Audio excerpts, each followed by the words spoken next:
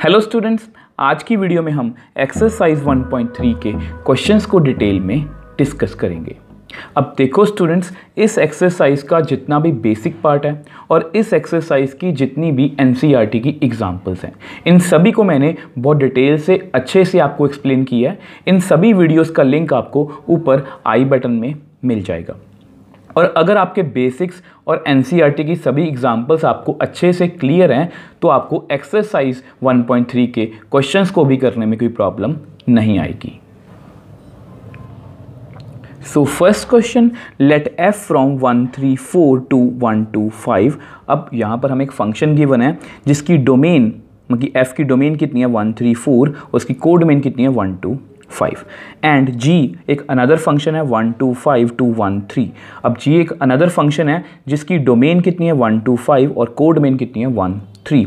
Be given by, अब हमारे जो फंक्शन है मतलब वो डिफाइन कैसे हैं। अब डिफाइन किस तरह से किए गए हैं, f इज इक्वल टू 1 2 3 5 4 1।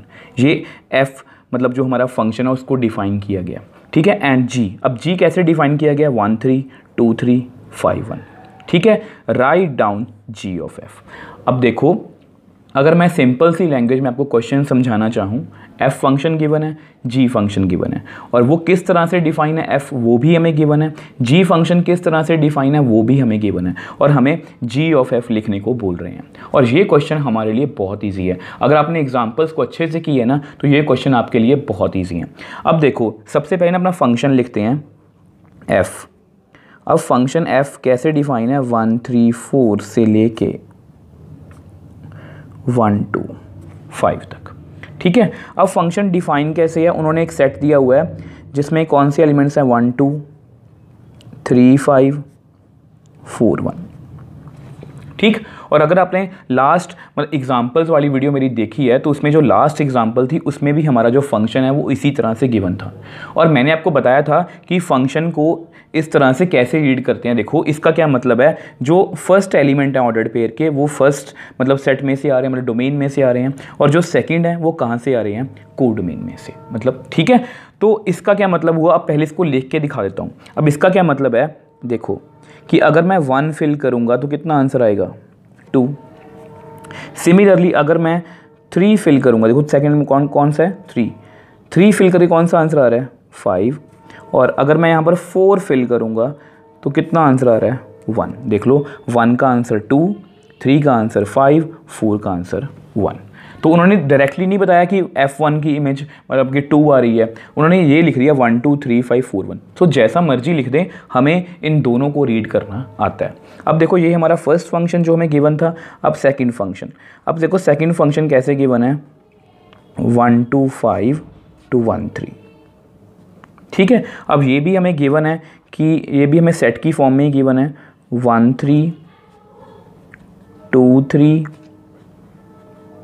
5 1, ठीक। अब देखो, इसको भी मैं आपको लिख के दिखा देता हूँ। अब देखो, अगर मैं यहाँ पर 1 फिल करूँगा जी में तो देखो 1 2 5 है ना, तो 1 फिल करूँगा कितना आंसर आएगा 3। अगर मैं यहाँ पर देखो 2 फिल करूँगा, यहाँ पर 2 फिल करूँगा तो कितना आंसर आएगा, इसका भी 3। और अगर मैं 5 फिल करूँगा तो इसका आंसर कितना आएगा 1। देख लो 3 3 1, मतलब यहाँ पर 2 एलिमेंट्स ही हैं 1 3 3 1, ठीक। अब यहाँ पर भी देख लो 1 2 5 1 2 5, वही आंसर आ रहे हैं। तो इस तरह से हमारे जो दोनों फंक्शन डिफाइन है और मैंने आपको लिख के भी दिखा दिए। अब देखो, वो जी ऑफ एफ की बात कर रहे हैं तो पहले तो आपको जी ऑफ एफ की डेफिनेशन आनी चाहिए, मतलब कंपोजिशन ऑफ फंक्शन की डेफिनेशन आनी चाहिए। इससे देखो, डेफिनेशन से ये क्लियर हो जाता है कि आपकी इनपुट क्या होगी, आपकी आउटपुट क्या होगी और उसमें हम कौन से एलिमेंट्स लेंगे। देखो f, पहले f लिखो आप, f फ्रॉम 1 3 4 से लेके 1 2 5 तक एंड g कैसे डिफाइन है 1 2 5 से लेके 1 3 तक। और आपको पता है कि कंपोजिशन में ये वाले सेट कॉमन होने चाहिए, मतलब 1 2 5 1 2 5, ठीक है। तो हमारा g ऑफ f कैसे आएगा, यहाँ पर कैसे है a to c। तो a कौन है यहाँ पर 1 3 4 2, c मतलब 1 3। तो इस तरह से हमारा जो गॉफ है वो डिफाइन है, मतलब हमारे गॉफ में इनपुट हमारी डोमेन हमारी ये होगी और कोड डोमेन ये वाली होगी, ठीक। अब देखो, जी ऑफ एफ को उन्होंने बोला कि जी ऑफ एफ को लिख के दिखाओ, तो जी ऑफ एफ। अब फिर से वैसे तो आपको पता ही है कि इसकी इनपुट कितनी है 1 3 4, बट और मैंने आपको ये भी बताया हुआ है कि अगर आप सीधा भी लिखोगे जी ऑफ एफ तो राइट साइड में जो भी फंक्शन होगा एफ, जैसे एफ है तो एफ की इनपुट कौन सी है 1 3 4, यहाँ पर लिखा भी हुआ मैंने 1 3 4, तो यहाँ पर क्या लिखेंगे हम 1। ठीक है, तो आपको पता है कंपोजिशन हम कैसे डिफाइन करते हैं, जी के अंदर F1।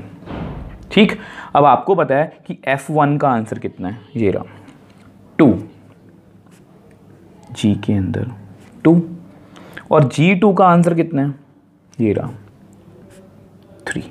ठीक, अगर आप लिखना चाहो तो लिख भी सकते हो कि F1 का आंसर कितना है 2 एंड G2 का आंसर कितना है 3। ये दोनों वैल्यूज़ हमें गिवन थी, तो G(f(1) का आंसर कितना आ गया 3, तो ये हमारी पहली वैल्यू आ गई। अब सेकंड वैल्यू G(f), अब f की हमारी दूसरी इनपुट कौन सी है 3, तो G के अंदर F3। अब F3 का आंसर कितना है, ये रहा 5, तो G के अंदर 5, और G5 का आंसर कितना है 1। तो फिर से यहाँ पर आप मेंशन कर दो जो जो भी वैल्यू आपने फिल की हैं, ये आपके लिए है। F3 की वैल्यू थी 5 और G5 की वैल्यू थी 1, तो ये मैंने मेंशन कर दिया। ये सब कुछ हमें गिवन ही है, ये क्वेश्चन हमारे लिए बहुत ईजी है। अब देखो लास्ट कौन सी वैल्यू है 4, तो G(f(4), तो इसका क्या मतलब है, G के अंदर F4। अब F4 का आंसर कितना है 1, और G1 का आंसर कितना है 3। तो ये भी दोनों वैल्यूज आप लिख दो कि मुझे F(4) मैंने यहाँ फिल किया, उसका आंसर आया था 1, और G1 का आंसर कितना आया था 3। तो आपके सामने ही है, मैंने G(f) की तीनों वैल्यूज़ को डिफाइन कर लिया। 1 अटैच है 3 के साथ, 3 अटैच है 1 के साथ, 4 अटैच है 3 के साथ। अब ऐसा करते हैं, इसको नेक्स्ट पेज पे ना इसी फॉर्म में लिखने की कोशिश करते हैं। अब देखो G(f) को भी हम उसी फॉर्म में लिखने की कोशिश करेंगे जिस तरह से उन्होंने हमें क्वेश्चन में पूछा था। अब देखो G(f) में अगर मैंने 1 फिल किया था तो उसका आंसर आया था 3, और सिमिलरली अगर मैंने 3 फिल किया तो उसका आंसर आया था 1, और सिमिलरली अगर मैंने 4 फिल किया तो उसका आंसर आया था 3। ये सभी आंसर हमने लास्ट पेज पे कैलकुलेट किए थे, अब उनको मैंने उसी फॉर्म में लिख दिया। अब देख लो आपके सामने ही है, इस क्वेश्चन को हमने बड़ी ही ईजिली सॉल्व कर लिया। So next question, let f, g and h be functions from R to R। अब यहाँ पर हमें 3 फंक्शन दिए गए हैं f, g and h from R to R, मतलब real number to real number, मतलब तीनों function real number to real number ही डिफाइन है। उनकी डोमेन भी रियल नंबर है, उनकी कोड मेन भी क्या है, real number. Then show that f plus g of h is equal to f of h plus g of h, f into g of h is equal to f of h into g of h। अब देखो students, ये जो question है ये बहुत easy है। इसके लिए आपको थोड़ा सा मतलब कि +1 में जो हमने फंक्शन पढ़ा था उसकी थोड़ी सी नॉलेज होनी चाहिए। मतलब +1 में ना हमने एक टॉपिक पढ़ा था अलजेब्रा ऑफ फंक्शन, अब उसको थोड़ा सा मैं रिकॉल कर देता हूँ इस क्वेश्चन को करवाने से पहले। अब देखो अलजेब्रा ऑफ फंक्शन का क्या मतलब होता है, देखो अलजेब्रा का मतलब algebra of functions. Algebra of functions का क्या मतलब है कि फंक्शंस को हम किस तरह से प्लस माइनस मल्टीप्लाई और डिवाइड करते हैं। अब देख लो f प्लस जी एक्स का आंसर कितना आएगा, F x plus g x. मतलब अगर दो फंक्शंस को मैं ऐसे लिखूं इंटू एक्स तो उसको मैं लिख सकता हूं f x plus g x. अब सिमिलरली माइनस में f माइनस जी एक्स को मैं लिख सकता हूं f x minus g x. अब सिमिलरली अगर दो फंक्शन मल्टीप्लाई में f इंटू जी एक्स को मैं लिख सकता हूं f x into g x. And similarly f by g x को मैं लिख सकता हूँ f x by g x, where g x मतलब 0 के इक्वल नहीं होना चाहिए, क्योंकि अगर ये फंक्शन नीचे वाला फंक्शन 0 के इक्वल होगा तो ये नॉट डिफाइंड बन जाएगा, क्योंकि डिनोमिनेटर में 0 नहीं होना चाहिए। तो ये जो टॉपिक है मतलब ये हमने क्लास 11th में पढ़ा था, आपको जस्ट बस इसकी नॉलेज होनी चाहिए। बाकी कंपोजिशन ऑफ फंक्शन तो हमने अभी अभी किया ही है, ठीक है। तो ये बात आपने माइंड में रखनी है, उसके बाद हम ये क्वेश्चन को सॉल्व कर सकते हैं। अब देखो सबसे पहले ना अपने फंक्शंस को लिख लो। लेट, अब f कैसा फंक्शन है, R to R। Similarly g कैसा फंक्शन है, R to R। And similarly h कैसा फंक्शन है, R to आर, मतलब तीनों फंक्शन की डोमेन और कोडोमेन क्या है, रियल नंबर। ठीक है, अब देखो हमें ये तो नहीं बताया गया कि फंक्शन डिफाइन कैसे है, बट हमें ये प्रूव करने को बोला गया जनरली कि इस रिजल्ट को प्रूव करो। अब देखो सबसे पहले ना हम ऐसा करते हैं, ये लिख लो f plus let f plus g of h. ठीक है, इसको लिख लेते हैं।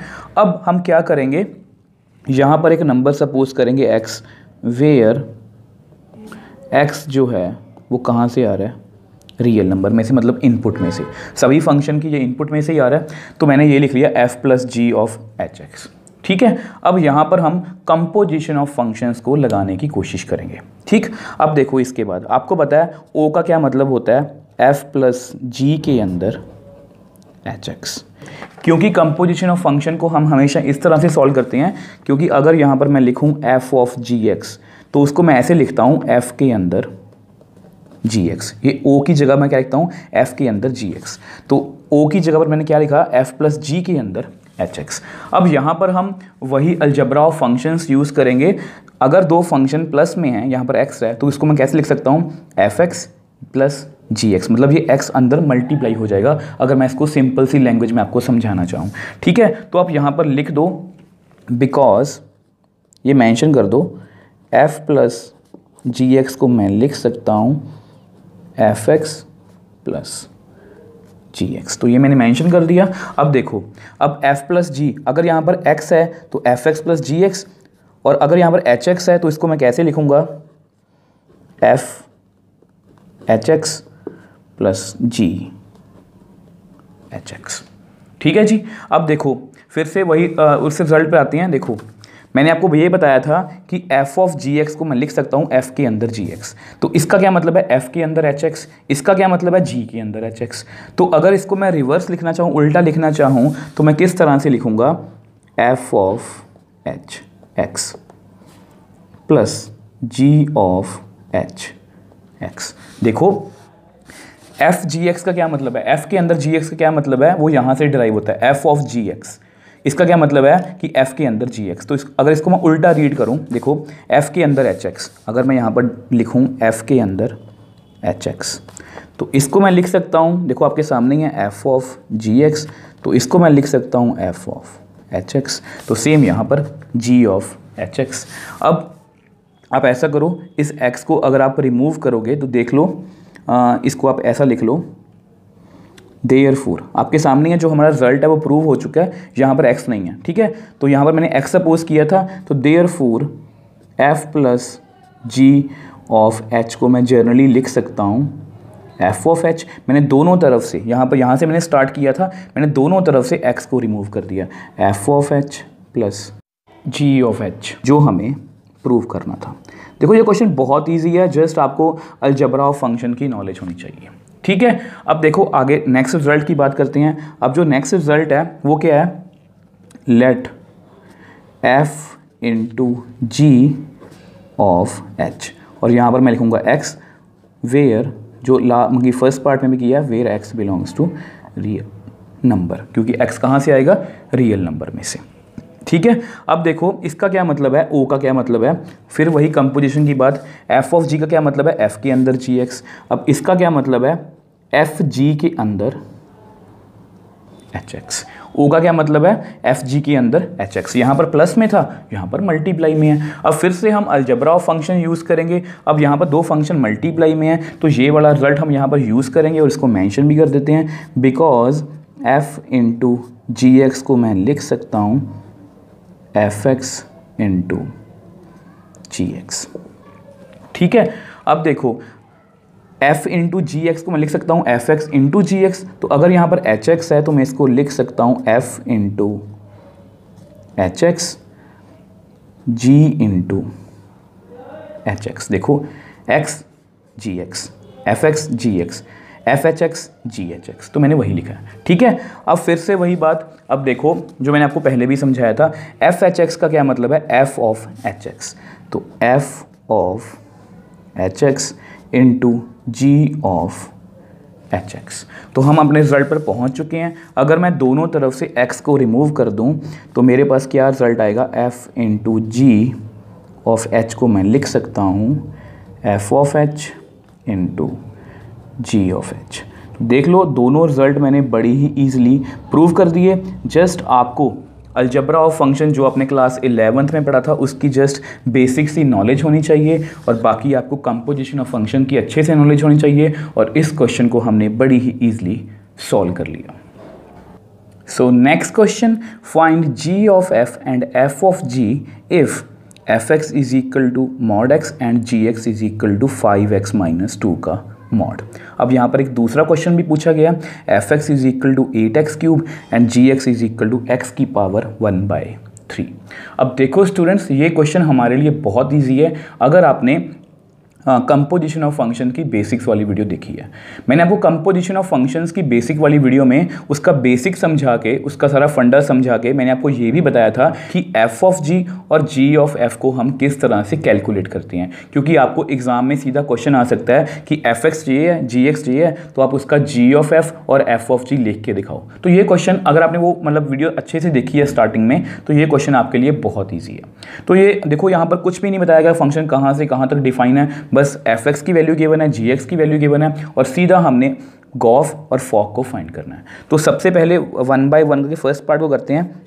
अब देखो फर्स्ट पार्ट में हमारे पास फंक्शन की वैल्यू एफ एक्स की कितनी है, मॉड एक्स, और जी एक्स की वैल्यू कितनी है, 5x माइनस 2। अब क्योंकि हमें फंक्शन के बारे में कोई भी और इन्फो गिवन नहीं है कि वो कहाँ से कहाँ तक डिफाइन है, तो हम वो फॉर्मेलिटी करेंगे भी नहीं यहाँ पर। तो सीधा बात करते हैं गॉफ की। तो लेट गॉफ, ठीक है। अब बेसिकली बात हो रही है कि देखो आपके माइंड में क्वेश्चन आ सकता है कि यहाँ पर हम कौन सी वैल्यू फिल करेंगे। तो मैं आपको पहले ही बता रहा हूँ कि इसमें कुछ भी दिया नहीं गया कि इसमें हमें मतलब हमारी डोमेन क्या है, कोड डोमेन क्या है, कुछ भी क्लियर नहीं है हमें। और वैसे भी यहाँ पर दोनों तरफ x से मतलब कि फंक्शन को डिफाइन किया गया है और यहाँ पर हम x ही फिल करेंगे। और वैसे भी यहाँ पर राइट साइड में कौन सा फंक्शन है, f, और f की इनपुट कितनी है, x, तो मैंने x ही लिखा है। अब कंपोजिशन का आपको पता है g ऑफ f का क्या मतलब होता है, g के अंदर fx। अब देखो आप चाहो तो यहाँ पर पहले आप fx को सॉल्व कर सकते हो कि fx की वैल्यू यहाँ फिल कर दो, उसके बाद g को। आप चाहो तो बाहर g से स्टार्ट कर सकते हो। और मैंने आपको कंपोजिशन में हमेशा यही सिखाया कि हम हमेशा बाहर से स्टार्ट करते हैं। अब देखो मैं आपको समझाने की कोशिश करता हूँ। देखो g x की वैल्यू कितनी है, 5x माइनस 2 का मॉड, ठीक है। अगर मैं यहाँ पर 1 फिल करूँ तो कितना आएगा, 5 इंटू 1 माइनस 2 का मॉड। अगर मैं यहाँ पर 2 फिल करूँ, 5 इंटू 2 माइनस 2 का मॉड। और अगर मैं यहाँ पर fx फिल करूँ तो 5 इंटू एफ माइनस 2 का मॉड। तो बेसिकली मैं कर क्या रहा हूँ, देखो मैंने 1 फिल किया तो मैंने x को यहाँ पर 1 लिखा, 2 फिल किया तो 2 लिखा, fx फिल किया तो fx लिखा। देखो ये सब कुछ आपको समझाने के लिए है, ये आपको एग्जाम में करने की ज़रूरत नहीं है, ये जस्ट मैं आपको समझाने के लिए कर रहा हूँ। अगर आपको प्रैक्टिस है तो आपको पता है कि जी एक्स की वैल्यू कितनी है, 5x माइनस 2 का मॉड। तो अगर जी एफ एक्स की वैल्यू कितनी होगी, जहाँ पर भी x है तो वहाँ पर आप fx लिख दो, 5fx माइनस 2 का मॉड, ठीक है। अब देखो fx की अपनी वैल्यू कितनी है, मॉड x। तो देख लो मैंने सॉल्व कर दिया। तो g ऑफ fx की वैल्यू कितनी आ गई, 5 मॉड x माइनस 2 का मॉड। तो देख लो हमने कितनी ईजिली इसको सॉल्व कर लिया, क्योंकि हमने बेसिक्स वाली वीडियो में इस प्रोसीजर को अच्छे से सीख लिया था। अब देखो जिस तरह से हमने g ऑफ f को कैलकुलेट किया, सेम उसी वे से हम f ऑफ g को भी कैलकुलेट करेंगे। अब यहाँ पर भी इनपुट मैंने x क्यों लिखी है, वैसे तो आपको पता ही है कि g की इनपुट कितनी है, x, और राइट साइड में कौन सा फंक्शन है, g, और g की इनपुट कितनी है, x। तो आपको पता है कंपोजिशन में कैसे होता है कि f के अंदर gx। अब इसको भी आपको समझा देता हूँ। अब देखो पहले f को सॉल्व करेंगे। देखो fx की वैल्यू कितनी है, मॉड x, f1 की वैल्यू कितनी होगी, मॉड 1, f2 की वैल्यू कितनी होगी, मॉड 2, और gx की वैल्यू कितनी होगी, gx का मॉड। पहले 1 फिल किया 1 का मॉड, 2 फिल किया 2 का मॉड, gx फिल किया gx का मॉड। तो ये हमारे लिए बहुत इजी है। तो gx का मॉड। अब gx की अपनी वैल्यू कितनी है, मॉड 5x माइनस 2, और बाहर भी एक मॉड है, ठीक। तो विच एम्प्लाइज, देखो f ऑफ gx की वैल्यू कितनी आ गई, मॉड 5x माइनस 2। अब ये जो आंसर है ना, ये अभी तक हमारा बुक से मैच नहीं कर रहा। बुक में पीछे आंसर कितना है 5x माइनस 2 का मॉड, बट यहाँ पर हमारे पास डबल मॉड आ रहा है। वैसे तो आप अपना आंसर यहाँ पर छोड़ सकते हो, बट क्योंकि हमें आदत होती है कि हमें एनसीईआरटी के आंसर से मैच करना होता है, तो इसको मैं आपको करके दिखा देता हूँ कि इसका एक्चुअल में मतलब क्या। देखो 5x माइनस 2 का मॉड क्या आएगा, हमेशा पॉजिटिव, क्योंकि इसमें जो भी नंबर हम फिल करेंगे उसका अल्टीमेटली मॉड के बाद आंसर कितना आएगा, पॉजिटिव। और पॉजिटिव का अगर मैं मॉड भी लूँगा तो उसका आंसर तो हमेशा पॉजिटिव ही रहता है, क्योंकि मॉड हमेशा पॉजिटिव आंसर देता है। देखो -3 का आंसर कितना आएगा, +3, +3 का आंसर कितना आएगा, 3 ही आएगा। तो मैं 3 को 3 मॉड लिख सकता हूँ। तो उसी तरह से हमें पता है कि 5x माइनस 2 का मॉड कितना आएगा, पॉजिटिव। तो एक और मॉड डालने की ज़रूरत नहीं है, तो इसलिए बुक में लिखा गया है कि f ऑफ gx का आंसर कितना है, 5x माइनस 2 का मॉड। तो ये जो आंसर है ये परफेक्टली बुक से मैच कर रहा है। अब देख लो, ये क्वेश्चंस हमारे लिए बहुत इजी हैं, तो इसका सेकंड पार्ट भी सॉल्व कर लेते हैं। देखो सेकंड पार्ट में देखो हमारा फंक्शन कैसे है, fx is equal to 8x cube and gx is equal to x की पावर 1/3। ठीक, अब देखो फिर से सबसे पहले हम लेट g ऑफ f। तो आपको पता है कि f की इनपुट कितनी है, x, और वैसे भी दोनों की इनपुट कितनी है, x, तो हमें इससे कुछ भी खास लेना देना नहीं है। तो आपको पता है g के अंदर fx, तो वैसे तो आपको आना चाहिए ये, बट फिर मैं आपको करके दिखा देता हूँ। हम यहाँ पर gx को पहले सॉल्व करेंगे। gx की वैल्यू है x की पावर 1/3, तो g1 की वैल्यू कितनी होगी, 1 की पावर 1/3। g2 की वैल्यू कितनी होगी, 2 की पावर 1/3, और gfx की वैल्यू कितनी होगी, fx की पावर 1/3। ठीक है, तो मैंने जस्ट 1 से रिप्लेस किया, फिर 2 से, फिर fx से, तो यहाँ पर कर दो fx की पावर 1/3। ठीक, अब आपको पता है कि fx की अपनी वैल्यू कितनी है, 8x क्यूब की पावर 1/3। तो इसको थोड़ा सा सॉल्व करते हैं। अब देखो आपको पता है कि 8 को मैं देखो 8 होता है 2 की पावर 3। चलो एक बार स्टेप में कर देता हूँ। इसको ऐसे लिख सकते हो आप, 8 की पावर 1/3 x क्यूब की पावर 1/3। अब ये जो 3 पावर है ये आपस में कैंसिल आउट हो जाएंगी, क्योंकि पावर्स आपस में मल्टीप्लाई हो जाती हैं। अब 8 को मैं लिख सकता हूँ 2 क्यूब, अब 2 की पावर 3 की पावर 1/3। देखो ऐसे ही है ना, तो इसका आंसर भी कितना है, ये कैंसिल आउट 2, तो यहाँ पर कितना आएगा 2, और ये भी कैंसिल आउट हो गया, तो 2x। तो देख लो g ऑफ fx का आंसर कितना आ गया, 2x। तो हमने बड़ी ही ईजिली इसको कैलकुलेट भी कर लिया। अब सिमिलरली हम f ऑफ g को कैलकुलेट करेंगे, तो f ऑफ gx, क्योंकि देखो यहाँ पर g की इनपुट कितनी है, x, तो वहाँ पर x ही लिखा हुआ है। ठीक है, तो f के अंदर gx, तो fx की वैल्यू कितनी है, अब हम fx को पहले सॉल्व करेंगे। fx की वैल्यू है 8x क्यूब, f ऑफ 1 की वैल्यू कितनी होगी, 8 इंटू 1 क्यूब, f2 की वैल्यू कितनी होगी, 8 इंटू 2 क्यूब, f gx की वैल्यू कितनी होगी, 8 इंटू gx का क्यूब। तो वही लिखते हैं 8 इंटू gx का क्यूब। अब gx की अपनी वैल्यू कितनी है, x की पावर 1/3 इंटू 3। अब ऐसा करते हैं, इसको नेक्स्ट पेज पे सॉल्व करते हैं। अब देखो अगर इसको सॉल्व करेंगे, यहाँ पर 1/3 है और यहाँ पर 3 है, पावर्स मल्टीप्लाई हो जाएंगी और कट हो जाएंगी, तो हमारे पास कितना रह जाएगा, 8x।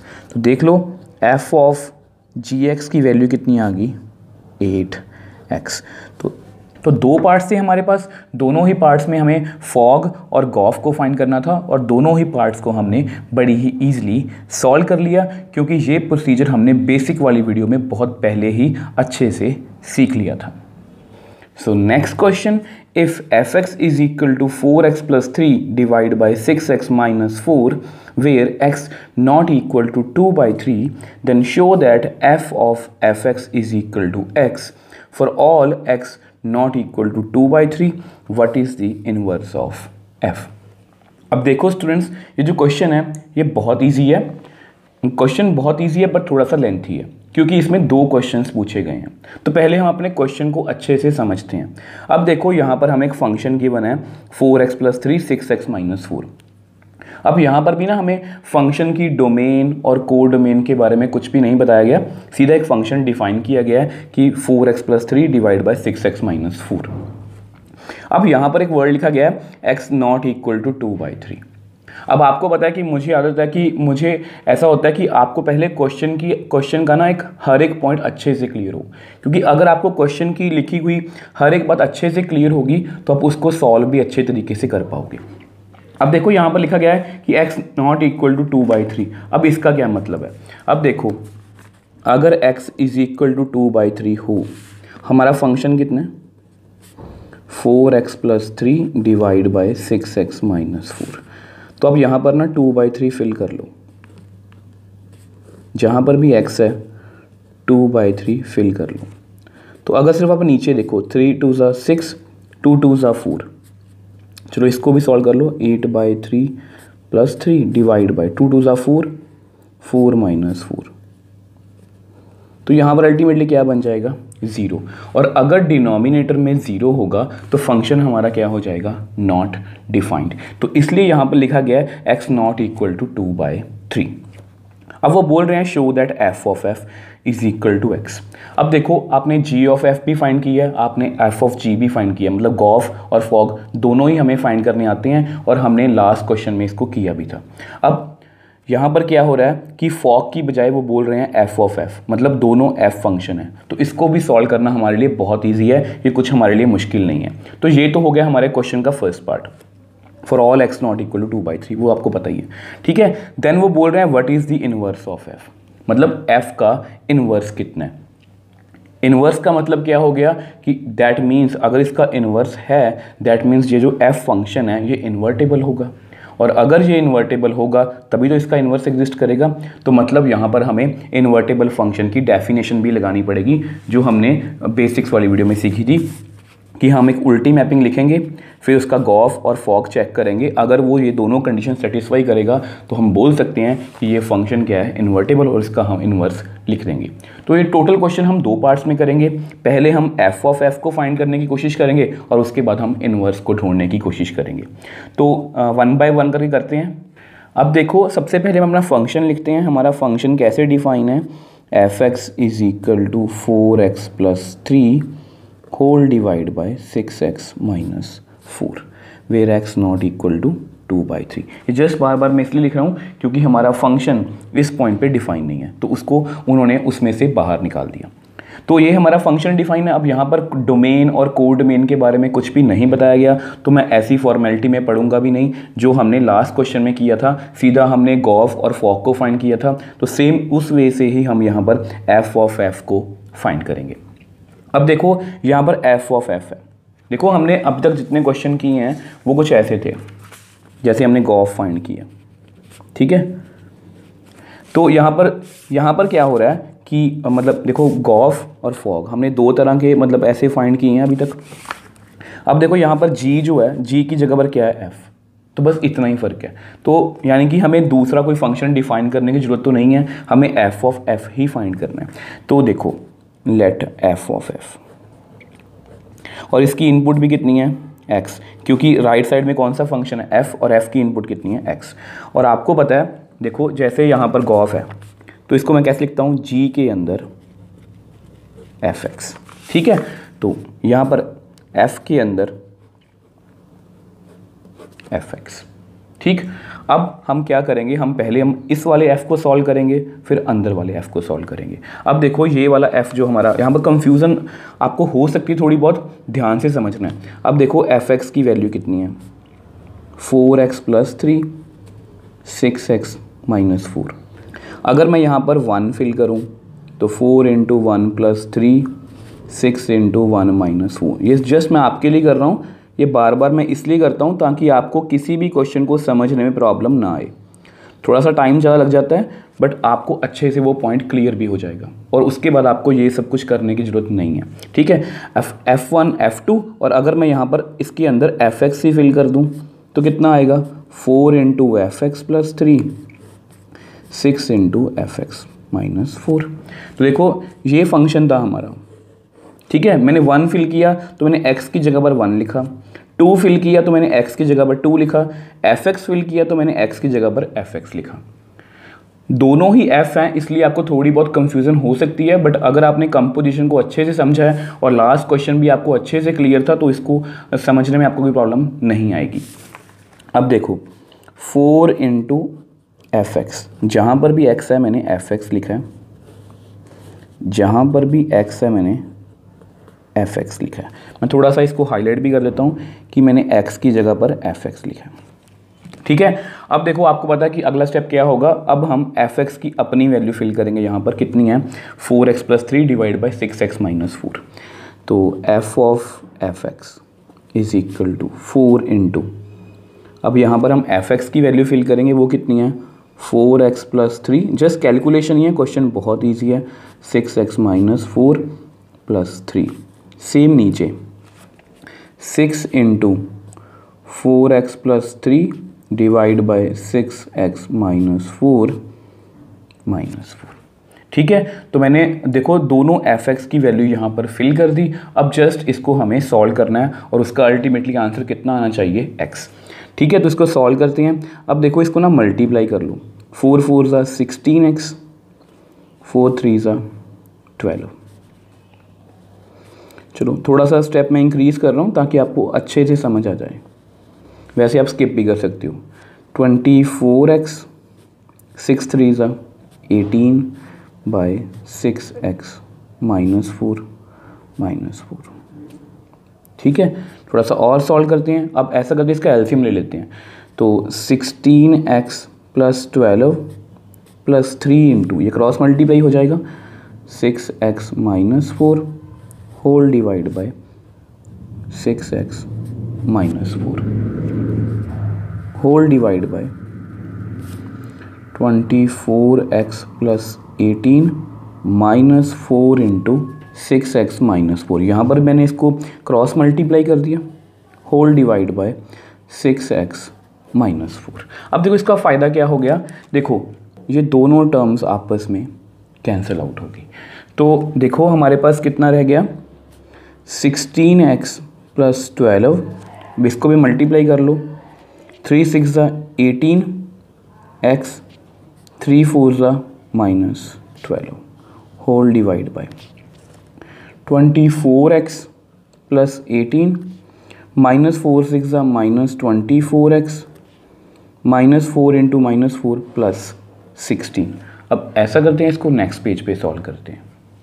अब देखो आपके सामने ही है, यहाँ पर +12 है, यहाँ -12 कट हो गए, 24x - 24x ये आपस में कैंसिल आउट हो गए।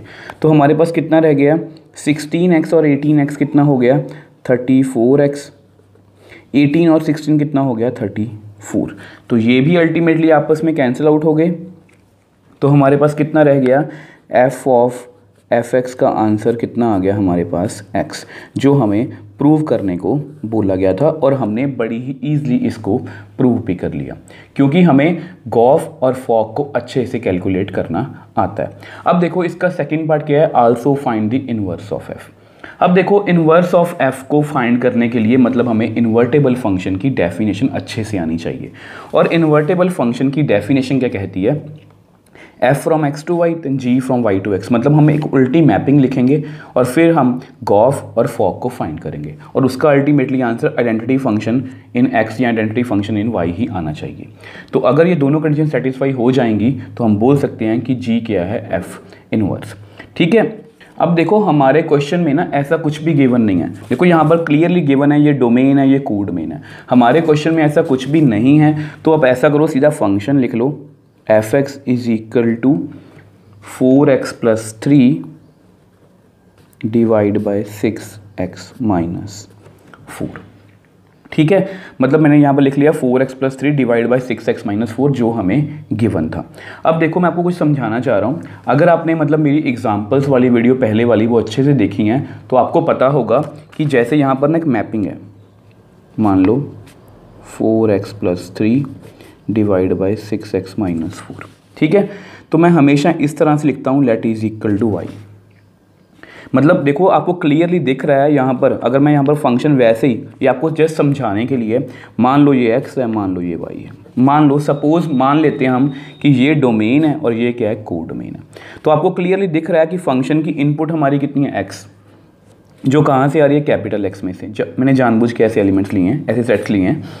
अब इज इक्वल टू, अब ये हमारी क्या है, को डोमेन, तो मैंने इसको y के इक्वल रखा है, वेयर y कहाँ से आ रहा है, कैपिटल Y में से। ये जस्ट आपको समझाने के लिए, क्योंकि मैं हमेशा ऐसे करता हूँ, ये इनपुट है, ये हमारा x में रिलेशन है और अल्टीमेटली हमारा आंसर किस में आना चाहिए, y में। ठीक है, अब हम एक g मैपिंग लिखने की कोशिश करेंगे जो x y से क्या होगी, रिवर्स y टू x होगी। अब क्योंकि इसकी g की इनपुट कितनी है, y, तो मैं यहाँ पर y लिखूँगा।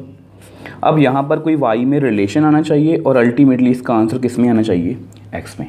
तो हम हमेशा ऐसे ही मैपिंग लिखते हैं। आप एग्जांपल्स वाली वीडियो देख भी सकते हो और अगर आपने देखी है तो आपको ये अच्छे से समझ भी आएगा। ठीक है, यानी कि हम एक मैपिंग लिखने की कोशिश करेंगे g, जो f मतलब जो मगी f की क्या होगी, रिवर्स होगी, मगी f से उल्टी होगी। तो उसको डिफाइन करने के लिए क्या करते हैं, ये देखो x की वैल्यू है इन टर्म, मतलब ये y की वैल्यू है इन टर्म्स ऑफ x, तो हम यहाँ से x की वैल्यू निकालेंगे इन टर्म्स ऑफ y। तो वो भी मैं आपको लिख के करके दिखाऊंगा कि हम x की value in terms of y किस तरह से कैलकुलेट करेंगे। अब देखो ये हमारा फंक्शन है, इज इक्वल टू y लिख लो। ठीक है, यहाँ पर लिख लो let where x not equal to 2/3।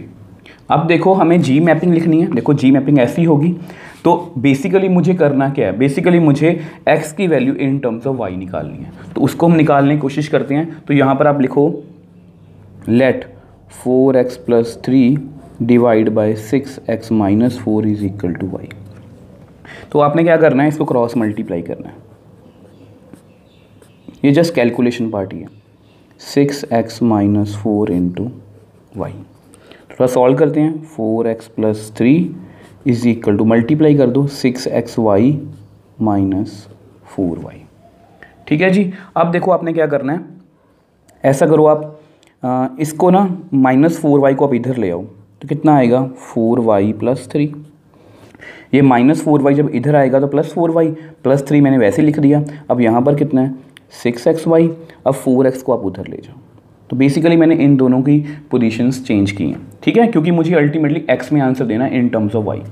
तो यहाँ पर देखो ये जो टर्म है ये सिर्फ y में है, तो 4y + 3 इज इक्वल टू, अब यहाँ से आप x कॉमन ले लो, तो अंदर कितना आएगा, 6y - 4। ठीक है, तो मैंने x को सेपरेट कर लिया। अब आप ऐसा करो, देखो 4y + 3 यहाँ पर करके दिखाता हूँ, डिवाइड बाई 6y - 4, यहाँ पर लिख लो इज इक्वल टू x। अब देखो आपके सामने है, मैंने x की value in terms of y निकाल ली। ठीक है, अब देखो अगर आप ध्यान से देखो तो यहाँ पर कितना है, 4x + 3 6x - 4, 4y + 3 6y - 4। तो ये देखो ये जस्ट कोइंसिडेंट ही है कि ये दोनों वैल्यूज़ क्या आ गई, सेम। ये जरूरी नहीं है कि हर बार ऐसा सेम ही आएगा। ठीक है, तो देखो अगर ये सेम है तो यहाँ पर x की वैल्यू कितनी नहीं होनी चाहिए, 2/3। तो यहाँ पर भी आप लिख सकते हो where y not equal to 2/3, क्योंकि अगर यहाँ पर हम 2/3 फिल करेंगे तो ये नॉट डिफाइंड बन जाएगा, और अगर ये नॉट डिफाइंड बन जाएगा तो x की वैल्यू नॉट डिफाइंड हो जाएगी। तो मतलब जो हमारा नई मैपिंग होगी, g फंक्शन की नई मैपिंग होगी, वो भी नॉट डिफाइंड हो जाएगी। तो ये जस्ट मैंने इसलिए लिखा है ताकि हमारा फंक्शन जो नया है वो डिफाइन हो सके। अब देखो मैंने मैपिंग लिखी थी gy, तो y का आंसर कितना आ गया, मतलब y में 4y + 3 डिवाइड बाई 6y - 4, और अल्टीमेटली हमारा आंसर किस में आना चाहिए, x में। तो मैंने सही लिखा है। तो यहाँ पर एक आप मैपिंग इंट्रोड्यूस कर दो, let gy is equal to 4y + 3 divide by 6y - 4 is equal to x, where y not equal to 2/3। तो देख लो हमने अभी तक जो भी किया है वो जस्ट एक मैपिंग इंट्रोड्यूस की है। f हमारे पास थी और f से हमने g में एक फंक्शन मतलब लिख लिया जो f का क्या है, जस्ट रिवर्स। और रिवर्स का प्रोसीजर आपको पता है, यहाँ पर x की वैल्यू मतलब यहाँ पर y की वैल्यू थी इन टर्म्स ऑफ x, तो मैंने x की value in terms of y निकाल ली। ठीक है जी। अब देखो हमारी इन्वर्टेबल फंक्शन की कंडीशंस चेक करेंगे। मैंने मैपिंग लिख ली, gy/2x। अब हम g ऑफ f और f ऑफ g दोनों को कैलकुलेट करेंगे। तो देखो अब आपको पता है कि यहाँ पर हमें डोमेन और को डोमेन के बारे में कुछ भी नहीं बताया गया, तो मैं डायरेक्टली सीधा ही g ऑफ f से स्टार्ट करूँगा। अब देखो आपको पता है कि यहाँ पर हम कौन सा एलिमेंट लेंगे। अब यहाँ पर राइट साइड पे कौन सा फंक्शन है, f, और f की इनपुट कौन सी है, x, और कंपोजिशन ऑफ फंक्शन क्या कहता है, g के अंदर fx। ये आपको अच्छे से सॉल्व करना आता है, ठीक है। अब बारी बारी से इनको सॉल्व करेंगे। अब देखो g ऑफ fx, अब देखो gy आपके सामने है 4y + 3 6y - 4। तो अगर मैं यहाँ पर 1 फिल करूँ, 4 × 1 + 3 डिवाइड बाई 6 × 1 - 4। तो अगर मैं यहाँ पर fx ही फिल कर दूँ, क्योंकि हमने ये बहुत बार कर लिया, तो मैं अभी आपको सीधा ही करवा रहा हूँ। 4 × fx + 3 6 × fx - 4। तो देखो मैंने यहाँ पर y को 1 से रिप्लेस किया, और अगर मैंने y की जगह पर fx लिखा तो मैंने वहाँ पर fx लिख दिया। तो ये हमारे लिए बहुत ईजी है। 4 × fx + 3 डिवाइड बाय 6 × fx - 4। अब देखो fx की अपनी वैल्यू कितनी है वो भी लिख लो। 4x + 3 divide by 6x - 4 + 3 whole divide by 6 × 4x + 3 6x - 4 - 4। और ये सारा प्रोसीजर अभी अभी हमने लास्ट पेज पे किया, सेम फंक्शन ही था। तो इसको दोबारा से जल्दी जल्दी सॉल्व करते हैं। अब देखो यहाँ पर हम डायरेक्टली एलसीएम ले लूँ, तो 4 × 4x + 3 + 3 × 6x - 4 3 × 6x - 4 whole divide by 6x - 4 whole divide by, यहाँ कितना आएगा, 6 × 4x + 3, मैंने 6 को इससे मल्टीप्लाई कर दिया और इसको मैंने यहाँ पर एलसीएम लेके क्रॉस मल्टीप्लाई कर दिया, -4 × 6x - 4 whole divide by 6x - 4। अब देख लो आपके सामने है, ये दोनों टर्म्स आपस में कैंसिल आउट होगी। तो ऐसा करते हैं, जो बाकी कैलकुलेशन है उसको नेक्स्ट पेज पे सॉल्व करते हैं। अब देखो आपको पता है कि डिनोमिनेटर से 6x - 4 हमने कट कर दिया। अब जस्ट इसको सॉल्व करते हैं। 4 4 = 16x, 4 3 = 12, 3 6 = 18x, 3 × -4 -12 whole divide by 6 × 4 24x, 6 × 3 18, -4 × 6 -24x, -4 × -4 +16। और फिर से देखो +12 -12 कट हो गए, 24x -24x आपस में कैंसिल आउट हो गए। तो 16 और 18 कितना आ गया, 34x, 16 और 18 34। तो अल्टीमेटली ये भी कैंसिल आउट हो गए। ये सारा प्रोसीजर आपको लग रहा होगा हम रिपीट ही कर रहे हैं, क्योंकि हमने सेम ऐसा f ऑफ f में भी किया था। तो कितना आ गया, x।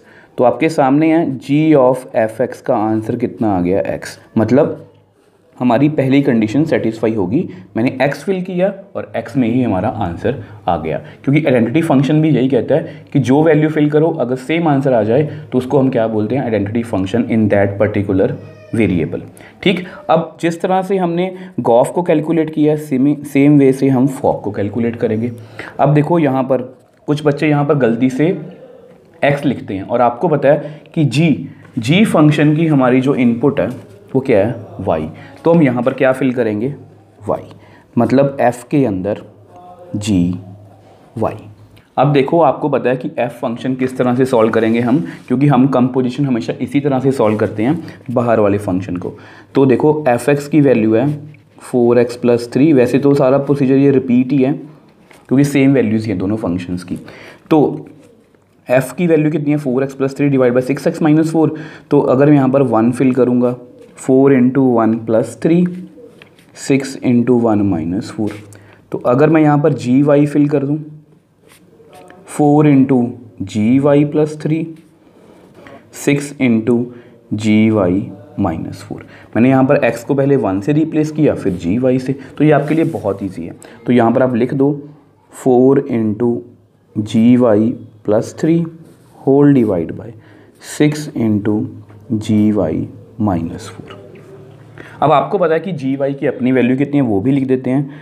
4 × 4y + 3 whole divide by 6y -4 + 3 whole divide by 6 × 4y + 3 whole divide by 6y -4 -4। अब जस्ट हमें इसको सॉल्व करना है। जस्ट अगर आप ध्यान से देखो तो कैलकुलेशन बहुत इजी है। क्वेश्चन में हमको पहले ही बताया था कि लेंथी है बट इजी बहुत है, क्योंकि यहाँ पर x है यहाँ पर y है, कैलकुलेशन सेम ही है। तो इसको भी आप जल्दी जल्दी कर दो। 4 को हम मल्टीप्लाई करेंगे 4y + 3 से, और इसका आप अगर एलसीएम लोगे तो 3 × 6y -4 whole divide by 6y -4। 6 × 4y + 3, अब इसको भी क्रॉस मल्टीप्लाई कर दो, -4 × 6y -4 whole divide by 6y -4। अब इसको भी आप कट कर दो, ठीक है। अगर आप कट करोगे तो थोड़ा सॉल्व करते हैं इसको, कितना आंसर आएगा। 4 × 4 16y, 4 3 12, 3 6 18y, 3 4 -4 -12। तो नीचे भी कर दो, 6 × 4 24y, 6 3 18, -4 × 6 -24y +16। तो अल्टीमेटली देखो सेम कैलकुलेशन है, यहाँ पर ये कैंसिल आउट हो गए, ये भी कैंसिल आउट हो गए। तो हमारे पास कितना रह गया, 16 और 18 34y, 16 और 18 34। तो फिर एंड में वही 34 भी कैंसिल आउट।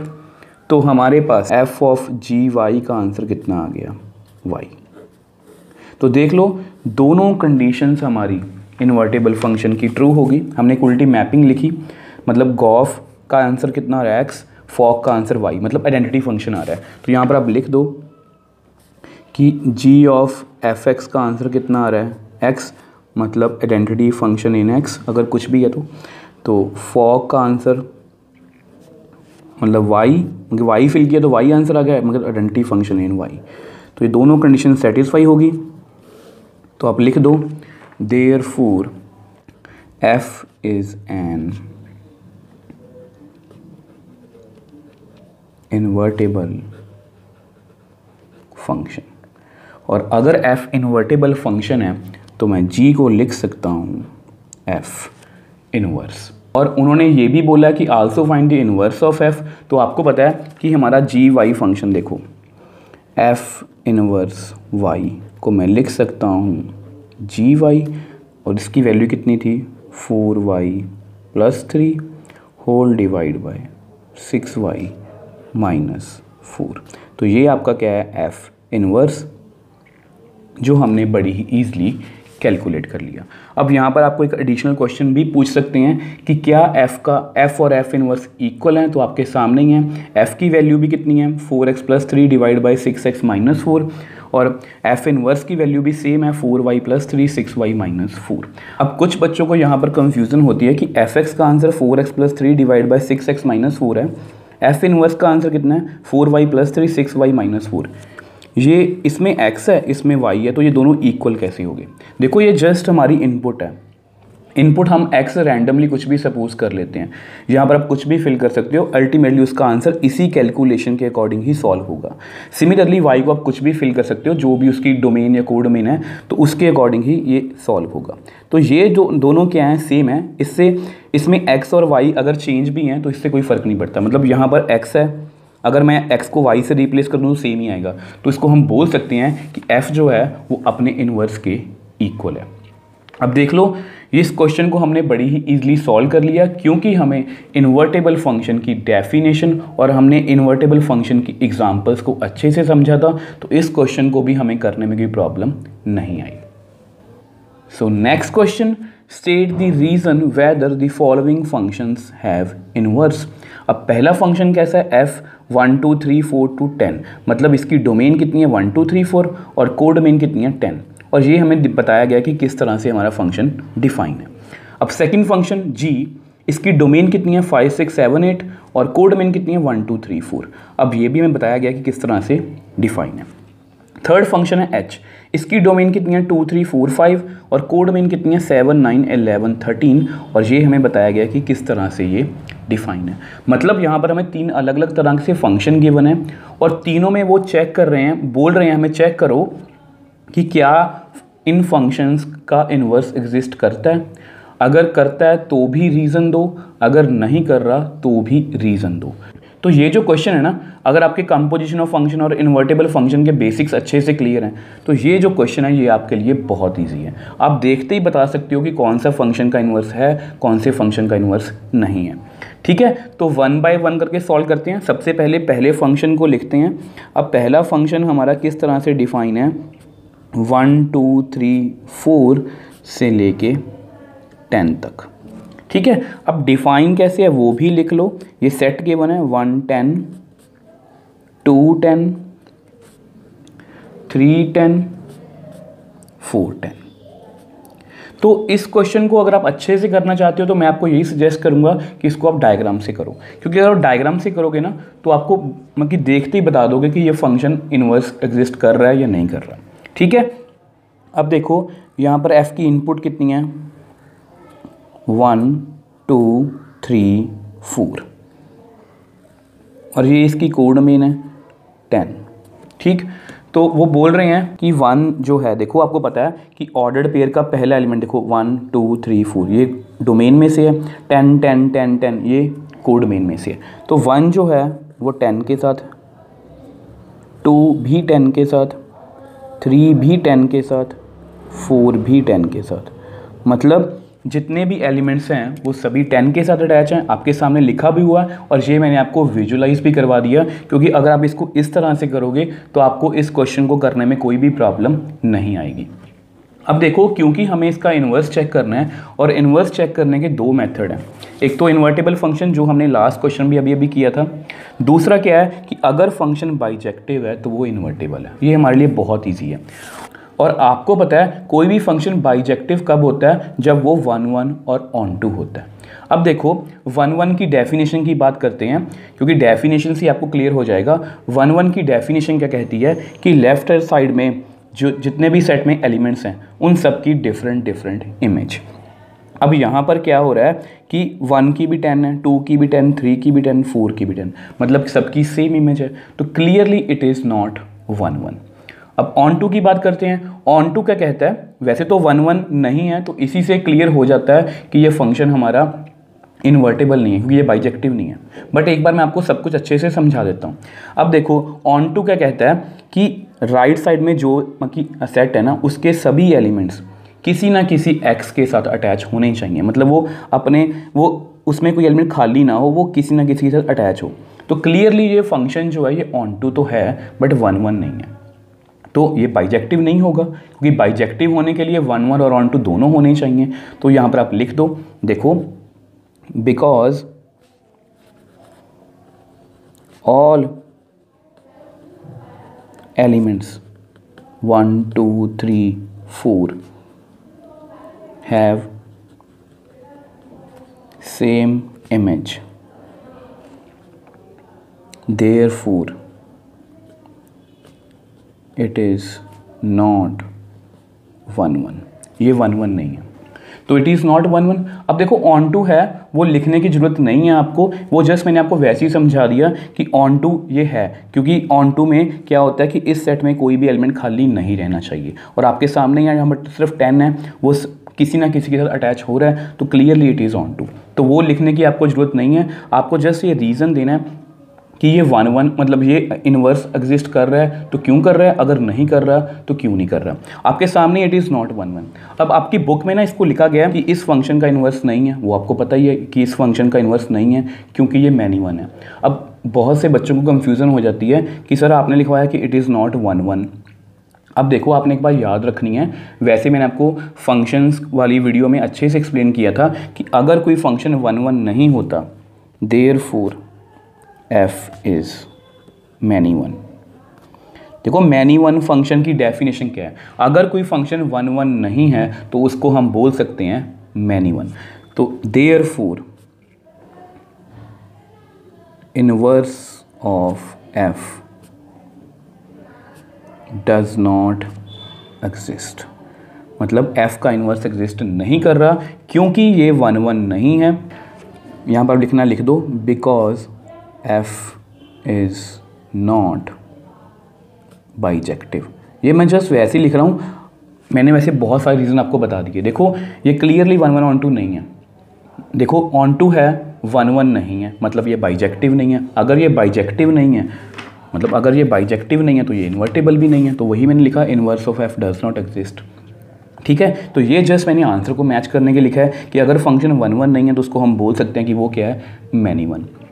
देखो ये क्वेश्चन बहुत ईजी है और ये क्वेश्चन इम्पॉर्टेंट भी हैं 1 मार्क या 2 मार्क के लिए, और ऐसे क्वेश्चन से आपको काफ़ी कुछ सीखने को भी मिलता है क्योंकि आप देखते ही बता सकते हो और आपको ये भी पता लगता होगा कि अगर ये क्वेश्चन आपको अच्छे से समझ आया है तो आपको ये भी क्लियर हो गया होगा कि आपको 1 1 ऑन टू या इस की रिलेशन एंड फंक्शन टॉपिक की कितनी अच्छे से नॉलेज है। ठीक है, अब देखो सेकंड पार्ट करते हैं। देखो सेकंड पार्ट में हमारे पास फंक्शन कैसे डिफाइन है, g 5 6 7 8 2 1 2 3 4। अब g फंक्शन हमारा डिफाइन कैसे है वो भी लिखते हैं, 5 4 6 3 7 4 8 2। तो इस तरह से हमारा जो फंक्शन है वो डिफाइन है। तो इसको भी मैं आपको डायग्राम से बना के समझाऊंगा। अब देखो अगर इसकी हम डायग्राम बनाएं, 5 6 7 8, यहाँ पर कितना है 1 2 3 4। अब देखो, अब आपको पता है कि 5 किसके साथ अटैच है, 4 के साथ, तो अब 5 को 4 के साथ अटैच कर दो। 6 जो है वो 3 के साथ अटैच है, 7 जो है वो 4 के साथ अटैच है, और 8 जो है वो 2 के साथ अटैच है। ठीक है, अब देखो आपको वैसे डायग्राम को देखते ही क्लियर हो गया होगा। देखो 1 1 की डेफिनेशन क्या कहती है कि इस साइड में एलिमेंट्स जितने भी हैं सबकी डिफरेंट डिफरेंट इमेज, 5 की 4 7 की भी 4, मतलब दो एलिमेंट्स की सेम इमेज आ रही है, तो clearly it is not 1 1। Next on to की बात करते हैं। ऑन टू वैसे ही आपको समझा रहा हूँ।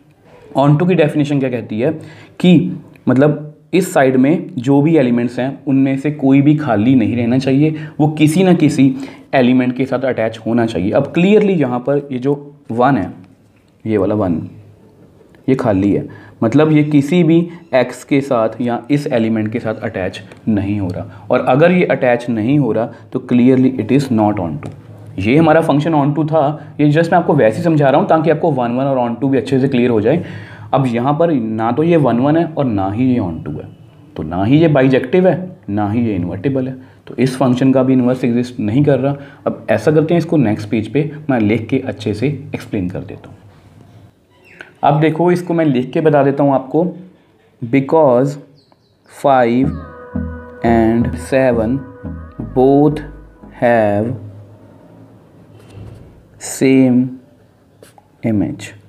दोनों की क्या है, सेम इमेज। कितनी है, 4। 5 भी 4 के साथ अटैच है, 7 भी 4 के साथ अटैच है। और 1 1 की हमारी डेफिनेशन क्या कहती है कि इस साइड के सभी एलिमेंट्स की डिफरेंट डिफरेंट इमेज होनी चाहिए। यहाँ पर क्लियरली दो एलिमेंट्स की सेम इमेज है, तो इट इज़ नॉट 1 1।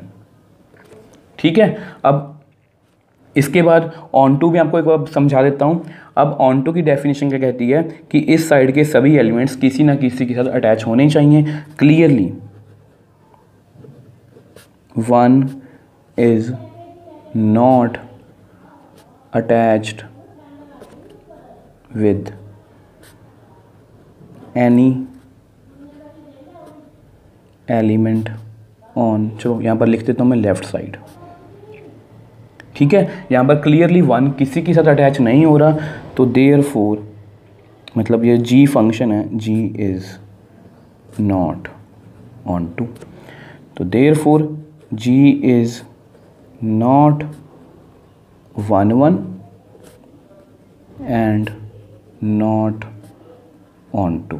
ना ये 1 1 है ना ये ऑन टू है, therefore g is not bijective, therefore